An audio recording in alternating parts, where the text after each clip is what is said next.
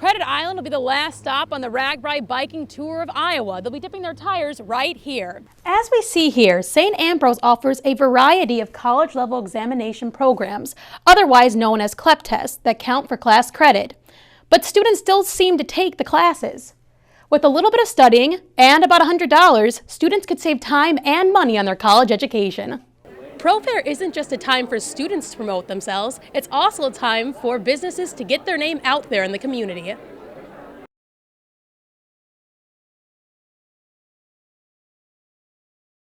Skilled ice sculptor Dawson List has come to Davenport to create these beautiful ice sculptures. Even cute little creatures like this one right here. List drew a large crowd to the Freight House on Saturday. What about this part? Showing off his icy talents. Jason Gillen, the director of this event, says that the turnout this year is the best they've ever seen. This is only the third year for this event. We have a lot of other really established events like Red, White and Boom, Street Fest, River Roots Live, but they're all in the summer. And so we decided that we really wanted to do something in the winter that was family friendly. The day proved to be warmer than expected, with temperatures reaching the 40s. This was nothing Dawson List hasn't experienced before. We were competing in a competition, and it got really warm. It ended up being almost 50 degrees in Alaska at the end of February. Brittany Bersano, a St. Ambrose alum, was the marketing and administrative coordinator for this event. She said the focus this year was to have family-oriented activities.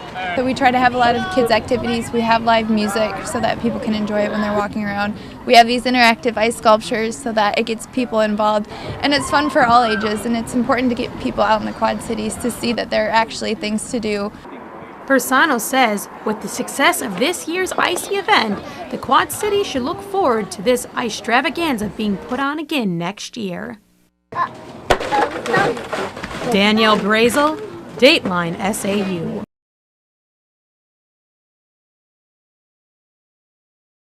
With November on the way, Bruce Braley and Joni Ernst traveled to Davenport, Iowa to debate some hot issues at the Galvin Fine Arts Center at St. Ambrose University. People came out in full force to rally up support for both candidates in this U.S. senatorial election. This is an historic election, for if Joni Ernst is elected, she'll be the first woman in Iowa to hold a seat in either house. You know, I'm getting very concerned about the way the nation is going, you know. People aren't working together anymore. It's just all about winning. I support Bruce Braley, and the thought of the alternative of Joni Ernst is just too scary, too frightening. Braley and Ernst touched on some hot issues such as Social Security and also a great focus on the attack ads and slander of this election. They both tried to set the record straight. Actions speak louder than words, and I have a 100% rating when it comes to renewable fuels. That's from the Iowa Renewable Fuels Association. I never met Michael Bloomberg. I have no idea what these ads are based upon other than a fear. I thought it was quite a good debate. Both sides battled well, but I think Joni kind of had the crowd. Braley, I thought, did a good job of explaining what he has done and what he has accomplished as a congressman. As Election Day draws closer and closer, the candidates depend on a debate like these as a way to draw in the independent voters. I thought it was a great opportunity to hear from both candidates, to hear their differences. Thank you both for a very insightful and spirited debate. Danielle Baresel, Dateline SAU. Before the Braley-Ernst debate, Iowa congressional candidates battled on the issues on the Galvin stage. Incumbent Dave Loebsack and Republican nominee Marionette Miller Meeks discussed pressing topics such as healthcare and immigration reform. In the debate, people filled the Galvin Theater to see the candidates in hopes to become more educated about both. Political event, so it's just kind of cool to get that experience. In our state, we have found a way to bring people together focused on what the vision is. I've never forgotten where I came from. I mentioned my background. I will continue to fight for those, not only in the middle class, but those who are trying to get into it. Some of the questions, you know, I thought were okay as far as what the panelists were asking. You know, Loebsack and Miller-Meeks also fought through questions about the Ebola crisis and attacks on their plans for economic reform. One of the independent senatorial candidates is a St. Ambrose alum. Bob Quast set out on the campaign trail with a moral point to prove. Quast had a sister, Lynette, who was brutally murdered by her husband in 1999. Her husband received only a 12-year prison sentence for his crime. Quast has dedicated his campaign to righting this wrong. I had, in 2011 and 3 years since then, gone to get a Lynette's Law passed. So I went to my congressman, which was U.S. Congressman Bruce Braley, trying to get a Lynette's Law passed. He was not willing to meet with me. He's never met with me. He's never talked to me. He's never returned a phone call. I supported Bob Quast because he came up, introduced himself, nice guy, down to earth, you know, asked me and my wife questions, talked to us, got to know us on a more personal level. Quast favors term limits and says he supports social justice for all people. He believes everyone's voice should be heard. After the heated debates on Saturday between the major party candidates, the independent candidates running in Iowa joined in an open forum debate at the Bethel AME Church in Davenport. Community members gathered to hear the candidates for Senate and congressional seats discuss their ideas. The candidates also educated the public about the importance of voting independent. It's fixed. The game is fixed. So they're not going to solve our problems. The independents say they wanted to remind people that this is not a two-party country. The forum had a focus on social justice. NAACP President Vera Kelly says these candidates have the right focus on social reformation in Iowa. Quality. So then Bob over there, you know, I've been meeting with him and he come up with the idea. I say go for it. The NAACP is planning to hold another event on November 12th to address social justice in our community. In a tragic accident earlier this week, U.S. Senate independent candidate Doug Bootsier died in a plane crash. Bootsier was alone piloting his plane to Dubuque for his campaign when he crashed just outside of the Dubuque Regional Airport. Bootsier was the medical staff president at Mount Mercy Medical Center in Dubuque. Shortly after the accident, his campaign staff posted a message on his website saying he will be sorely missed by family, coworkers, and his friends. Bootsier was 59 years old.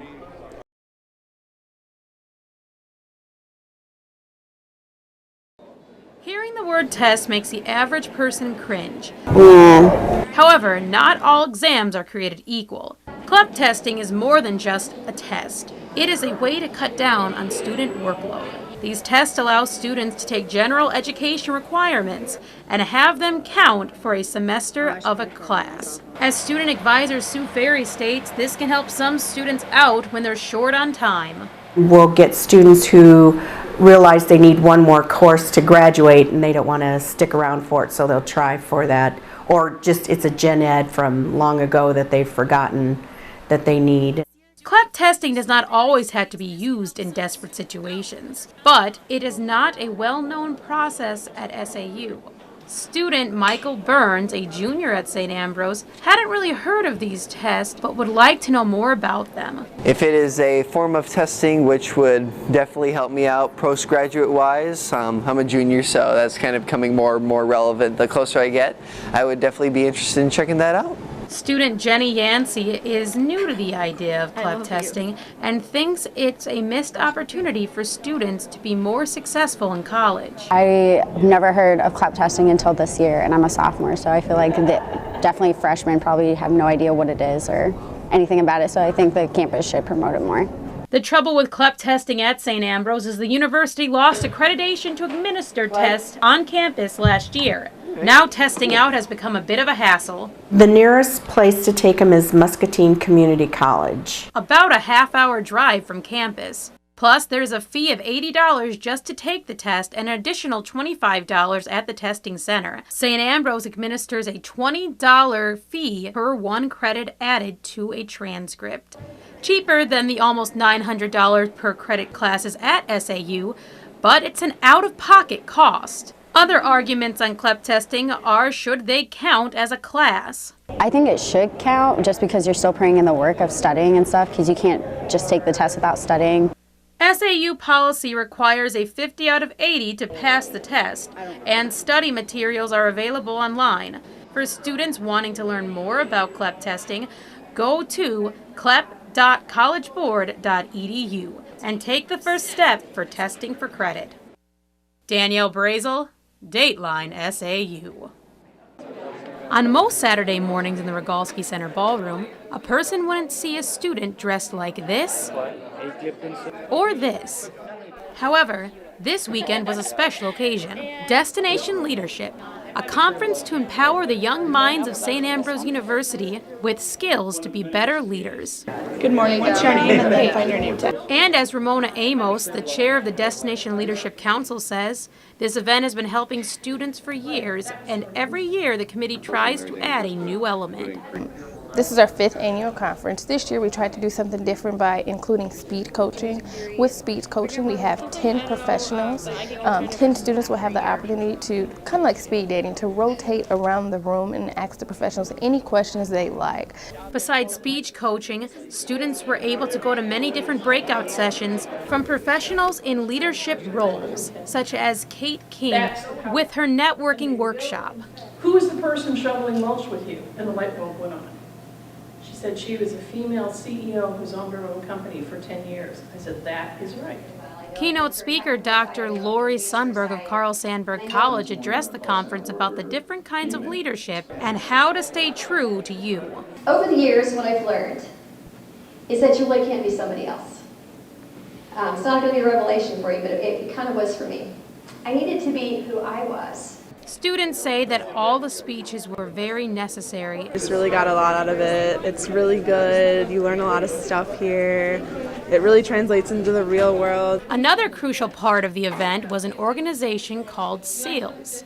SEALS is Students Emerging as Leaders, and they are a group of students who have been nominated by NSS instructors, but also faculty and staff that show potential to be leaders on campus. These students led things such as the icebreakers. I kind of wanted to stay in town, and I also like the small school feel, definitely. The event had over 150 students in attendance, and plans are already underway to make next year's conference even bigger. How are you? Good. Danielle Baresel, Dateline SAU. So how was Debbie's workshop? How was this workshop?